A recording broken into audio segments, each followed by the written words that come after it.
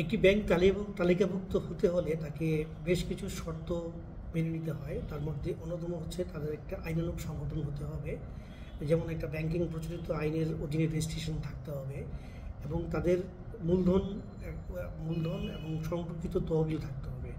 তার একটি ব্যাংক পরিচালনা করার জন্য ব্যাংকিং আইন অনুযায়ী তাদের অনুমোদিত মূলধন থাকতে হবে 400 কোটি টাকা, এবং যার মধ্যে 200 কোটি টাকা হচ্ছে আপনার আদায়কৃত মূলধন। নগদ অর্থ সংরক্ষণ করতে হয়। যদি সে তালিকাভুক্ত হয় তাহলে বাংলাদেশ ব্যাংকে 4% টাকা তাকে ওখানে সংরক্ষণ করে রাখতে হয়।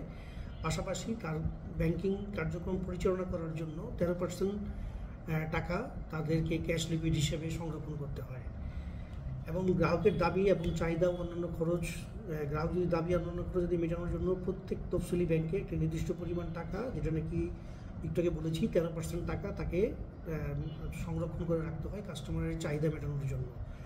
এবং একটি তালিকাভুক্তর জন্য অন্যতম শর্ত হচ্ছে আর্থিক বিবরণী প্রকাশ একটি নির্দিষ্ট সময় পর পর, বা একটি অর্থ বছর শেষ হলে অবশ্যই তাকে আর্থিক বিবরণী প্রকাশ করতে হবে।